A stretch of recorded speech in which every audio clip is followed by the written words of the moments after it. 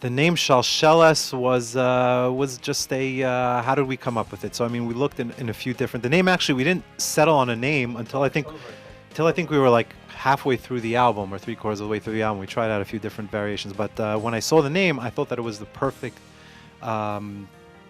name that would define the group and what we were trying to accomplish with our music, being that Shalsheles means chain, and it also means chain linking dynasty to dynasty, and we were trying to at least portray and give over that we were attempting to be the next one of the next links in the chain of Jewish music, and but still building on Jewish music's past. So the various chains from beforehand. 11 years in the same group. Has it been an easy thing for you to balance both things? Actually, it's exciting. The kids love it. The idea that the Rebbe sings on an album, and I promote a lot of Jewish music into the classroom. The idea that someone for them actually sings on an album is to them like a star. But more the fact that you get a chance to promote the music is for me exciting. It doesn't really take away from the school. I think it actually enhances it.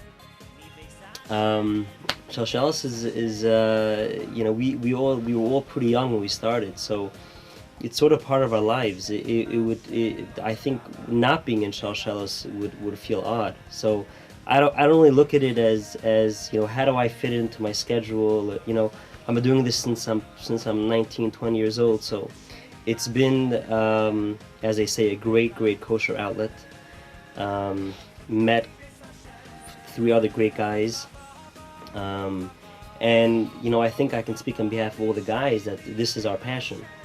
Music is our passion. We love doing it, although doing an album is a lot of effort and time and getting 4 guys together is not easy. But I think at the end of the day, it's been an amazing journey. It's and halavai weiter, and it's like I said, it's part of our lives, and it's really awesome. When Yitzchok comes up with a song, do you guys all sit through and listen to it and decide if it's good for the group, or is there specifically 1 or 2 of you that decides for the group whether the song's good enough for the album? Typically, I compose a song and I have a pretty good idea that I think that it would fit for the album, and I put it out there to the guys to give me some feedback. And sometimes they'll say yes, wow, and sometimes they'll say maybe, yeah, and sometimes I may even have to fight and say no. I think this is going to be a great song, and it's very difficult, for most people, if you were to hear the way some of the songs, let's say, especially in the new album, which is what I'm happy to discuss further in terms of music. If you were to hear the song just raw, me on the piano singing it, and to where it actually ends up with the arrangement, with the vocal arrangement, I mean, you have to really be able to understand, and I think the guys by now understand where I look to go, with some of the songs. We talk about compositions and songs and current music and so on and so forth. I think that in typical Jewish music, the composition is not of high quality. Then sometimes you need to have that extra music and the extra flair of the current music to really give it what it is, the catchy words and the catchy, all the things that are taking place in the music. The thing about our songs, thank God, Baruch Hashem, is that Yitzchok's compositions, they have a lot of content to them, and a lot of time is spent in terms of making sure that the words that are to the tune, they fit, and it's appropriate, and it's not being abused and not being misused. And then once you have that, as you mentioned, then I think that the music, even if it's current, doesn't really detract from the genuine Jewishness of the song.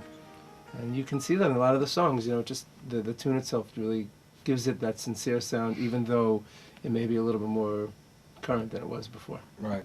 And you'd be surprised also when we do an album. I don't know how many times we're all 4 together at the same time. Twice, I think. In the first album, very never. interesting. I didn't meet Baruch, I don't think, till after the first album we finished recording. What?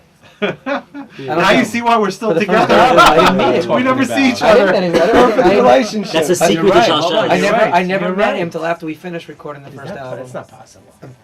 Mi Kamaycha, I think, is one of the most interesting compositions on the album, with the arrangements and everything. It kind of takes you on a little bit trip. I mean, how did it take you to get to that place?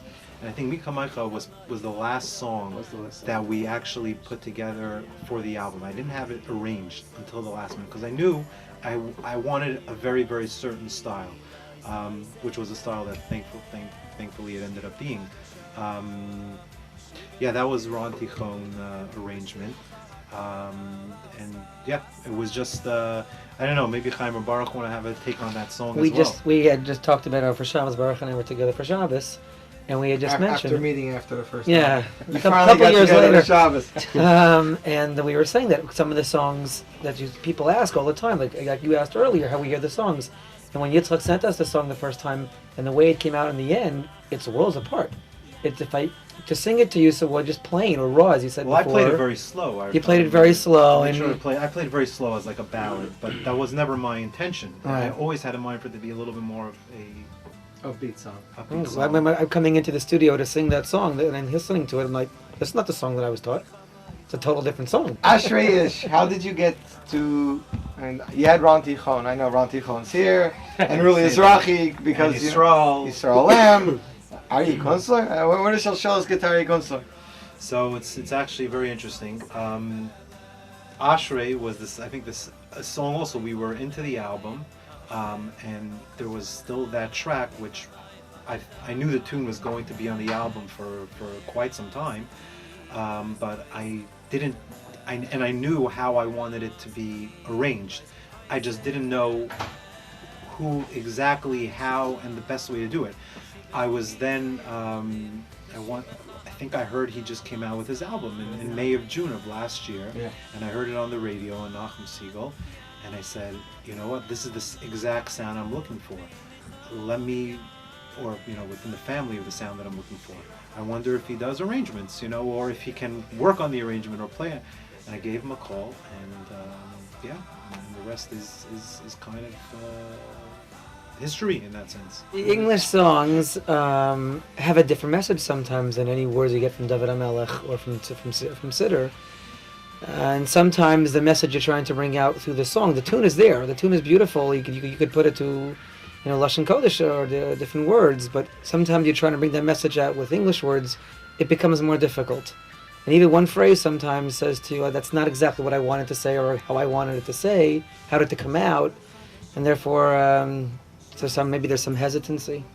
Yeah, the thing is that English songs are great. I think everyone likes English songs. However, you really, I think for some reason out there, people say that if you don't do it right and the message and the words aren't just right, for some reason Jewish English songs get this name for being nerdy or something like that. And cheesy. And we are very careful and not choosing nerdy songs, especially English nerdy songs, so therefore I think until Yitzchok felt that he had something that was really great, we weren't going to just do something just because it's an English song and because everyone does English songs. We wanted to make sure it was right, and I think we're all quite happy with the two songs that we did. Yeah, I mean, go ahead. Can I tell a quick story? Sure. I went to a Shalom Zachar one time, Reuven Feinstein was there, and someone introduced me to him. He says, and the guy who introduced me said, this guy also sings in Shalsheles. I said, Rosh Hashiva doesn't know Shalsheles. He says, I know Shalsheles. My daughter writes your songs. And I said, what are you talking about? And I remember that Reuven Feinstein's daughter had written the lyrics to one of the English songs, the Dreaming song. But I found it very interesting that he got on the spot. He remembered it. His daughter had written the lyrics to the first English song. Yeah, I mean, there were really I know that. exactly like what Baruch said. I mean, in terms of there are only so many themes when we're talking about religion and Judaism that you could sing about. And thank God, I think over the course of however you want to call it, 30, 40 plus years of modern day Jewish music, I think everyone, Mordechai ben David, Avram, they've all covered at journeys of course, they've all covered every angle, so you're not going to come up with necessarily a new concept. There were just two unique situations in which Dreaming was one of them, where Miriam Schreiber was someone from Chicago who puts together concerts, has put together concerts for us in Chicago, and she wanted to do something when the whole second Intifada came early in 2002, 2003, and try to raise money for victims of terror. That we came up with the idea of a song to try to do so, and we were able to at least take a theme that and use that in terms of the word dreaming, and come up with that concept. And Generations is interesting. There's Generations came about, someone once sent me, her name is Esti Zeltzer, she sent me a poem once, just to say, I wrote something down. It was a poem.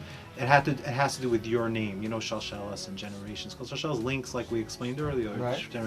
And I had it there. I remember I had it in my inbox for quite some time. And then I was contacted by Bonei Olam, the organization Bonei Olam, that they were looking to do a video and to accompany with some kind of new tune. And I said, you know what? I think that's a perfect synergy.